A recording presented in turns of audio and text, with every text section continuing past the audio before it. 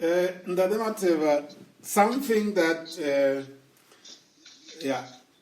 thanks for that. The last part of the previous episodes for me was quite very critical, because we want to highlight the fact that this is a journey that needs to be driven by the owner of the journey with purpose. So one thing that we have to keep on mentioning. We come from the Sekhukhune region, which is a very big, one of the biggest districts in South Africa. Yeah. Yes. One thing I decry of Sekhukhune is that the people of Sekhukhune, who are all over the country and mostly in Gauteng, don't have a way of collectively working on something that impacts on the home back in Sekhukhune. Yeah. And the point you just raised about partnering with the homeboys to do what you are doing, for me, is something to be celebrated. We need quite more of that. Yes. I think, I don't know, but my own perception was that people tend to think they will no longer go back to the villages. But now I'm happy because I think the trend is changing. Yes. We all realize that we can still go back to the villages. We can still be like people who have houses all over the country or the world. They spend some time there. They spend a few other days there. So for me, I'll always go back to the village. Yeah. And I think one of the objectives is to inspire the young ones to say, even that Matheba went to this primary school that I'm going to and ended where he ended, I could do it too. Yes, yeah. No, actually the first career expo, they also asked me to share my journey with the youngsters. Yes. Just to tell them that, even growing up in a family where you don't have a cent, you can still do things for yourself. And actually, I think they've got more opportunities than us. It's just that I think we need to also help them access those opportunities. Absolutely. So, yeah. Now, as I mentioned when we went on the break, I know you as a very actively engaged professional, somebody with the professional bodies, and I can only refer to the Institute of People Management, which you are still part of. Maybe, how did you become involved with the IPM, and up to so far, what do you think you can share with people what IPM contributed to you in your journey and growth, and what you contributed to the IPM, and why it's important for people to belong to professional bodies? Sure. The IPM, when I started working in the municipality, remember I knew about the IPM, I had read about its diploma, but then I think one thing that happened as a coincidence, they had a session, a breakfast workshop at Unisa. And I thought, okay, I know Unisa, I even know the venue, so why shouldn't I go? Yeah. So it was advertised, I think, in the newspaper. Then I went, I attended the workshop. It was on professional bodies and the developments that were taking place at the stage, having professional bodies register with SAQA. So I attended, but then at that session I also learned, okay, there's actually a committee in Pretoria, and the committee is looking for volunteers. And I said to myself, why not? Because that's also part of building myself. I can volunteer a few hours, but also gain from those who are involved in IPM. And I got into the committee. I think the first time after the workshop, I went to the committee meeting to just hear their discussions. And they said, no, you actually can become part of the committee because we're running short of people. Yeah. So that's how I became involved. And the next thing, at the next meeting, I see Professor Shelley Zinn coming to our meeting because apparently she was a chairperson of the branch. And I think, no, this is serious, Moss. Yeah. And yeah, then I got involved and started attending the branch committee meetings. Then we started arranging events. But then how I got seriously involved is, I think I've got a bad luck of being thrown into the deep. But my weakness maybe is I will always accept. I wouldn't say no. When we had some gap at the central office, and that Elijah Diteko was requested to come and hold the fort at the head office. Yes. And we had just elected him as chairperson of the branch. Yes. So when we had the last meeting where he was sharing the story with us that the board has called him to come and serve at the head office to try and resuscitate the governance and everything there. He said, but now we have to elect a chairperson. And he looked at us and he said, Saul, you can do it, Mos. I said, no, that Elijah, no. He said, no, you can do it. And that was the end of the story for him. And I took over as the chairperson of the IPM Pretoria branch. Wow. But then just maybe for those who are not involved in such things, for me it was for the first time I'm becoming chairperson of something. Yeah. I'm learning. But guess what? I'm learning fast because there are so many opportunities to learn. But besides learning just to be a chairperson and directing the activities of the branch, I think the opportunities there is it puts you at a platform where the networking opportunities, the exposure to other professionals is just huge. Yeah. Those years, you'd remember, as a chairperson of the branch, I would then also attend the board meetings at national. Yes, at national as an invited guest. Yeah. Then that gave me a lot of exposure as well, and exposure to how we deal with issues at strategic level. And I later, after my term ended, I was elected by my branch to be a board member because the branches had to nominate or elect board members as well from each branch. Yes. So, but then that became a home for me as far as the profession of HR and people management in general was concerned. And I remember even when we had to go to SAQA to present our story as a professional body. I'm actually the lucky person who got hold of the SAQA president. Wow. Because in my years when I was doing the postgraduate diploma at UJ, I had a friend in the class who was an HR officer at SAQA.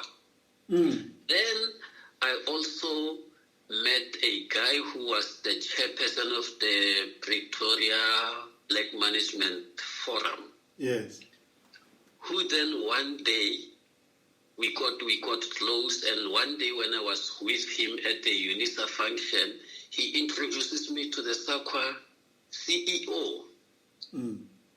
And I then invited Elijah. We went to see the SAQA CEO and said, how do we apply? How do we submit our application to be registered as a professional body?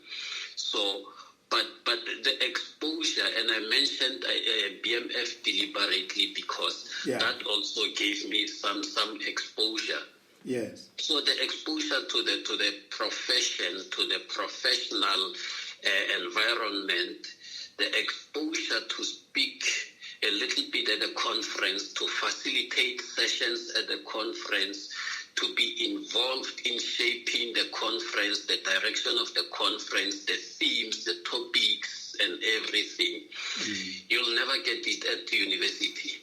Absolutely. And I'm glad you're mentioning that.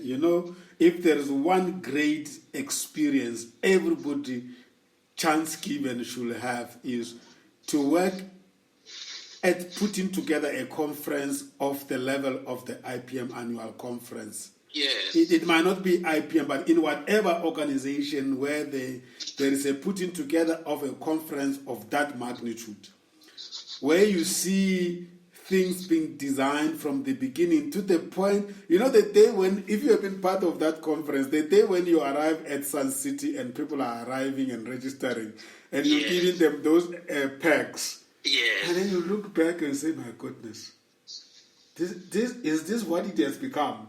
Yeah. I 100%. And by the way, the same thing during my years in the BMF as well, earlier years when there was a BMF annual conference, and you have been part of the branch who has been putting together inputs, and now you are leading your delegation to the conference. When you arrive at the conference organizers, they say, Johannesburg branch delegation, you go there. Yes. And you find things lined up there for you, and you're sitting in the conference, even when there's going to be elections. You go into your own little caucus room and you are going to discuss who do we vote for. Exactly. It's an experience of note. And I think the IPM conference has remained, even until today, as it used to be, and it still remains one of the important conferences any student of HR needs to experience. If in your lifetime, just get at least one opportunity to be at that conference. Yeah. Anyway, I'm taking over from your story. I wanted you to unpack it, and now you are now part of the leadership of the IPM, both at the branch and the national. Yes, yeah. But why I also said a university cannot teach what you learn by being part of such a system. Remember, maybe I also forgot to mention, I'm still involved with Unisa. I mark an HR module at Unisa. Wow. So sometimes the lecturers that I normally interact with at Unisa, I also see them at a conference, and they would always say, wow, this is one of the best. And by the way, they also come there to learn what the practice has to offer. Yeah. So that they can integrate that back into the classroom. I see more and more universities even buy the stands at the IPM conference for exhibition. It's a pity that this year, because of COVID-19, it will be a virtual conference. It will be a virtual conference, but I'm sure it will still be content rich. Yes, yeah. So yes, I then served in the board of IPM, then for 2 terms as well. Then after my term ended, I then got involved in the conference organizing committee, because as a board member, I couldn't, otherwise it becomes conflict of interest. Yes. But then IPM was also aware that there's pressure from the profession that they should resuscitate that learning opportunity. So IPM partnered with Unisa to facilitate the Unisa Human Resources Management Certificate. Yes. So, but then, because I was no longer a member, the CEO approached me because he knew my involvement with Unisa in terms of the module that I'm marking. Yes. So he also asked me to facilitate some of the modules. Yes. That for the certificate. So I agreed and said, no, I'll do 2 modules because I also need time to rest. I'm a bit tired. Yes. But after some few years, the lady, the coordinator, of that program said to me, no, now it's time you do all the 4 modules, and I'm going to recommend that to the CEO. That is now that Unisa HR module. That Unisa HR program, facilitated through IPM. So I facilitate the 4 modules on weekends. Yes. But this year it wasn't offered. So, but for the past many years until last year, yes, I was facilitating that module. Wow. I remember in 2017, IPM also sent me, because there was a company in Swaziland, the Royal Swazi Sugar Corporation. Yes. They had all their HR officers register for that program. And they arranged with IPM that I also go there to facilitate the classes at their training center, because it wasn't going to be convenient for their people to come here on weekends, almost every weekend. So then we agreed that I'll do 1 weekend in Johannesburg for the Johannesburg-based or Gauteng-based learners, then the other weekend Swaziland. Wow. So so I've been, that's my involvement as well. But I think what is important is also to mention that, because maybe many people, as I keep on mentioning these involvements, many people think, oh, this man should be rich, this man should be making money. As a matter of fact, to be a branch member, IPM branch member, whether chairperson or not, we don't get paid. Yeah, it's a voluntary work. To be a board member at IPM, we don't get paid. Other board members at other institutions get 20,000 for a meeting. At IPM, we don't get paid because it's a non-profit organization. Yeah, that's just our contribution. To be a convention or conference organizing committee member, we don't get paid. All voluntary. All voluntary. To be a trustee of a pension fund, you don't get paid. You just get a little bit for the traveling expenses, so that you don't use your own money. Yes. Yes. So I'm glad you mentioned that in Matheba, because there's a lot of people out there that when we talk about volunteerism, they think only people who are not professionals volunteer. No. But every profession, they will tell you that if the key players in the industry or that are carrying that profession don't contribute towards the development and the growth of that profession will collapse on top of all of you. It will collapse, yes. But it won't just collapse on its own. It collapses on top of you. Yeah. It's like if you think of it, if you run a football club and you are a member of SAFA or PSL, and you only look after your only club, you don't look after PSL. When PSL collapses, it collapses on top of you. Your club doesn't have an association. That is why even in the industry you will find the Chamber of Commerce, for instance, is a non-profit body that looks after the interests of these companies who are profit-making, but they volunteer into the chamber so that the industry is protected and it grows. Exactly. I think this is very crucial, because we need to enlighten the young people out there that are choosing to become qualified in certain professions to understand that you are going to be expected, if you are really a progressive person, to volunteer your time to grow your profession, because otherwise it dies. Yes, because you're part of the profession. You're part of the profession, and the prominence of that profession affects you. Exactly. I mean, when Saika, when a lot of people were found to have been involved in unethical practices in the KPMGs of this world and many others, Saika itself gets affected, because people are saying, but what is Saika saying? Yes. Yeah. Yes. So I think there's a lot of opportunities in volunteering, because even the classes that I offer at IPM, I'm not making money, because IPM is a non-profit organization. So it's just they can only offer a bit to cover your costs and incentivize you. Yeah, so that my wife doesn't fight with me. Exactly. I don't take money out of our budget to go to IPM classes. Actually, I may have to have another session on this platform where I just talk to professionals around the value of volunteering. Because when I look at what those earlier years of my volunteerism in the Black Management Forum, by the way, in my years at Siemens, yes, I was even, the PMF National came to Siemens and negotiated for me to be seconded for 1 year to go and run the Johannesburg branch of the Black Management Forum on Siemens salary for full year. Yes.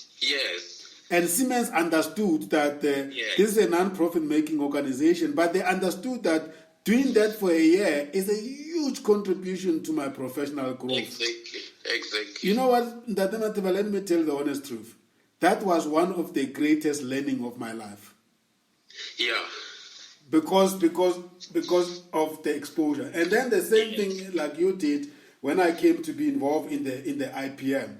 Yes. And then, of course, at that time it was great because I was working for Motorola and again, working for a national body like that, they understood that I volunteer there for the benefit of the organization because HR services the industries. Yes. Yeah. No, but it's a great topic. Sorry for extending on it, over elaborating, but it is very, very important because we know what this volunteerism did for us. Yes. And when people choose not to be involved because they don't get paid, we know exactly what they are missing. Yeah, they're missing a lot. And just maybe to also mention the networking opportunities, especially, remember in my role in the retirement space, I meet a lot of asset managers. Yeah. And a lot of asset managers are CAs. So when we have this project at home, the Career Expo, and I go to them and say, assist with this and that, then I get a lot of things from those networks that we can even afford to give those learners awards. Wow. Beautiful. Calculators, beautiful pens, very expensive pens that we get from these associations where most of these asset managers belong, or even these individual asset managers who believe in what we are doing. So those learners get beautiful stuff that they then also get motivated. Wonderful. Yeah. Now, Matheba, you mentioned that you are looking at, during this harvest time, you are looking at doing more things, and that is what you are going to transition into the day you totally leave the employment. So let's talk about what ideas do you have and what level of preparation you have done or you have to do to transition very seamlessly and continue living healthy as if you're still employed, because we don't expect you to go and sit under the morula tree and then wait for your time to come. No. Luckily, I've been thinking about that for quite a long time, and okay, apart from the volunteering and all those free time activities that I give, I also established my own little consulting company called TK2, named after my two sons. And that's where I'm also going to spend the professional hours that I need to still focus on or give time to, under the auspices of that consulting company. It's a people management company, more or less what I've been doing for the bigger part of my professional career, because those are the things that I enjoy. Yes. And I think it will link up so well with the community involvement that I'll still be continuing. And what does TK stand for? TK stands for my two sons incidentally have got the same initials, TK. Oh, so that's why it becomes TK2. Both of them, the first name starts with a T, the second one starts with a K. There's Tepisho Kumo and Swaledi Kabelo. Wow. So I thought, it's two TKs. Then I called my company capital TK, then small AY2. TK. So basically it's TK times 2. Oh, I see. Yeah. All right. And is TK2 Management Consulting? Yes. Okay. Wonderful. Yeah. And you say that it's offering HR human resources solutions on a consulting basis to. Yes, and what I've done because of the experience that I gained in my senior role in the municipality, which was not only in HR, I've also integrated some of those things into the HR space. For example, risk management in HR is still undermined or neglected. Yes. Let's talk about that. What are the main offerings of the TK2? The main offerings are basically human resource policies and manuals, yes, especially for smaller businesses because they also lag behind in those. Then labor relations issues, yes, whether on a consulting basis or if you want me to come to your company and train your senior managers on labor relations issues, because believe you me, the shop stewards are always 5 steps ahead of senior managers in terms of labor relations issues. Yes. Then I've got those risk management issues and some little bit of recruitment strategies, not placement as such. Then, governance issues which I've taken out of general management and put into HR. Yeah. Wow. And then training and development in terms of whatever HR program you want me to do in your organization. Yeah. And tell me, have you already sort of like gone as far as having a website or where people can check in and? Yes. No, I do have a website. It just needs to be updated. But yes, I do have a website, www.tkai2.co.za. tkai2.co.za. Yes. Wonderful. And the email address for the company? Email address is also solely at tkai2.co.za. Yeah. No, I think that the IPM professionalism has is leading you. Absolutely. I mean, you can't be at that level, at the professional level, and not be ready for. And have something that runs like a spaza shop. No.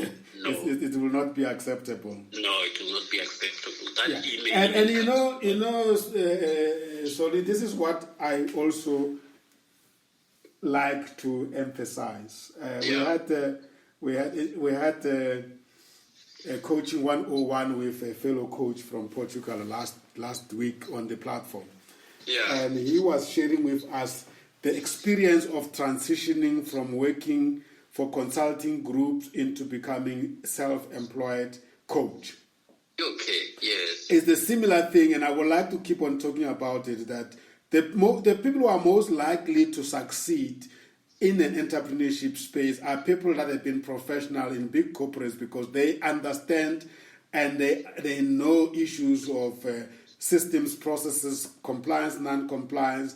It's just that in the self-employed environment, those things will have to be done on a small scale. Yes. But there's no excuse to fear trying. No. The only dilemma people find themselves in is to wait until you are forced to do it because now you want to put bread on the table because your old job is gone. And you are desperate. And you are desperate, and the clients see through you. You are not even thinking straight. Yes. And you are not driven by passion and by it being your vision. You are driven by a desire to put food on the table, and we cannot allow that to happen. Yeah, that's true. Beautiful. This is a beautiful type of a case study. But I'm glad that you are not leaving the profession. You are not retiring. You are graduating into the next chapter. When we talk about gurus that we will go to reflect, when we will send young people looking for mentors for young people, there's TKY2. Yes. And it looks like it's also a legacy type of an organization because you attach your children to it in terms of branding and the name. Yeah.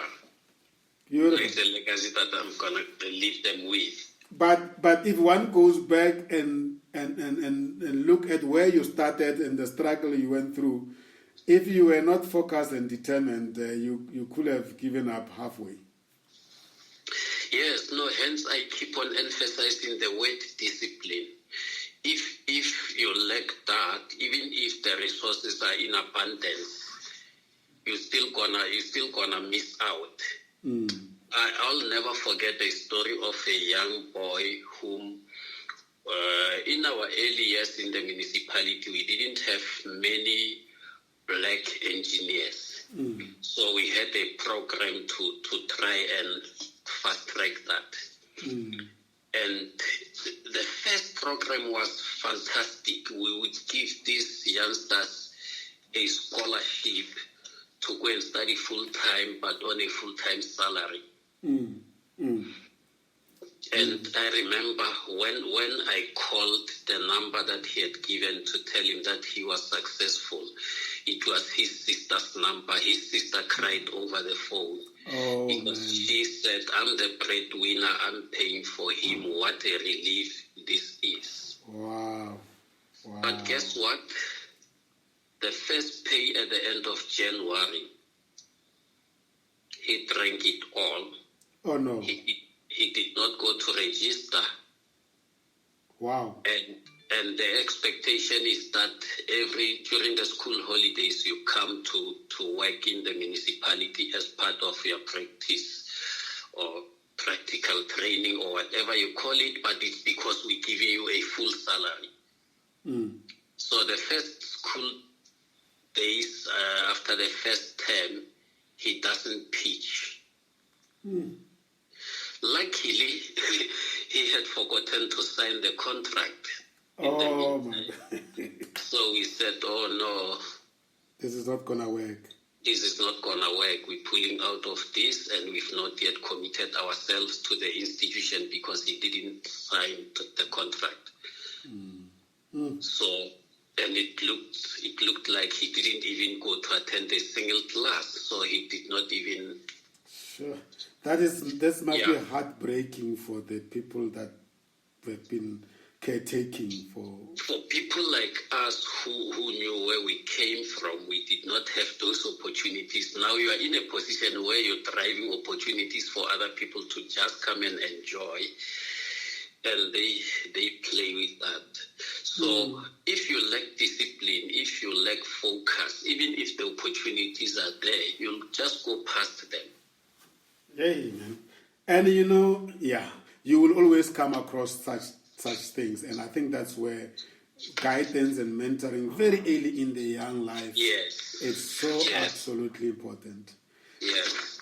Ndade Matheba, I'm sure the people from Maloreng and Rangwana in general, as great as Kukune in general, and of course the people of Tshwane, because you are actually a resident of Tshwane. I'm paying a lot of money here in terms of rent and taxes. But just for your information, I have an initiative. I call it Greater Kukune Gauteng Career. I forgot what I call it. It's like we are saying that because majority of the Kukune people are based in Gauteng. Yeah. When young people graduate from high school and they come to Gauteng, they need to know that organizations like Comesa exist. Organizations like TK2 exist. So that they don't come here and start trying things that are very dangerous to their safety and all other things. But also, we need to build the bridges. Our forefathers used to come here to come and go back home. For us, it's a choice to be in between the two regions, and therefore we need to build proper regions. I used to always make a joke when I was always driving on the road. The R25 from here to Bronkhorstspruit, Groblersdal to Jane First. Yes. Whenever I used to be frustrated with potholes, I say, you know what? I feel like taking a phone and phone the president of the country, Dr. Ramaphosa, and say, you know what? This road is a critical road. If we don't build proper road between this link, Gauteng's Kukune connection will suffer. Yes. But I've seen now they are building the road. I'm happy. Yes, yeah, no, those two, that one and the one through Mavlolo to Applecross, then Rangwana to join the R37 from Polokwane to Beggarsford. Yes. They've just completed it, and it has improved a lot of, it has facilitated movement going to the platinum belt of Beggarsford.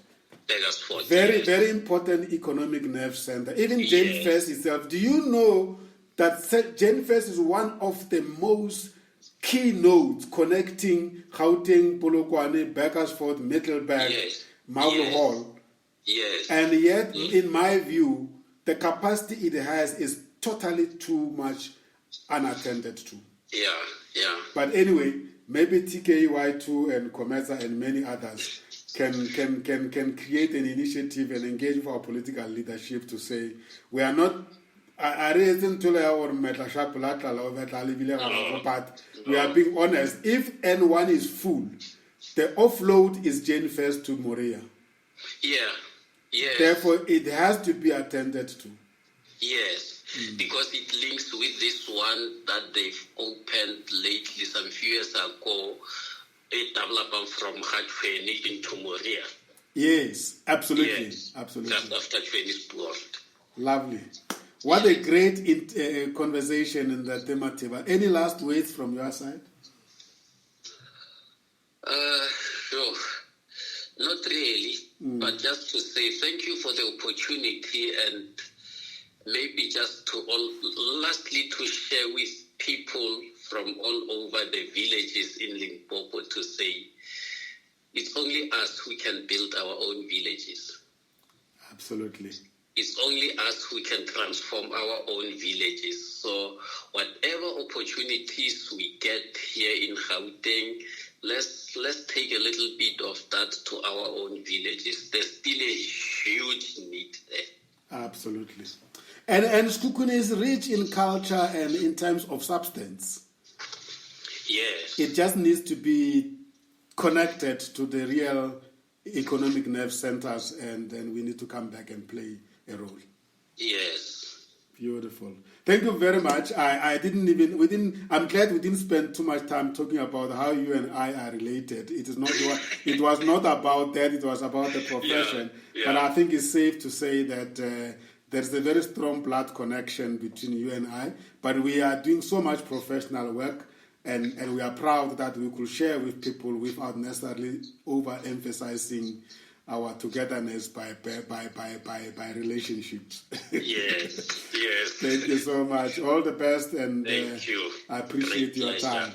Thank you. Thanks. Thank you very much. Dear listeners, ladies and gentlemen, that was Ndate Soli Matheba sharing with us his wonderful journey, which almost is regarded as a self-made journey, which he perfected so well. Once again, my name is Sam Zima. I am the CEO and the Executive Business Coach at Comesa GOC International. Please visit our website, which is www.comesa-goc.com. By the way, we're celebrating 23rd anniversary this month of August. That is coming around the corner. We are very excited that we have been holding on, and we are still carrying on. You are welcome to consider being a member of Comesa Friends and Supporters Club, NPO, and be part of this movement of inspiring professionals and entrepreneurs in making a difference in the communities where they come from. You can apply your membership online at www.comesaclub.africa or drop us email at callcenter@comesa-goc.com. We thank you for tuning in. We are looking forward to welcoming you at our next broadcast. For now, we're saying goodbye, take care, and be safe.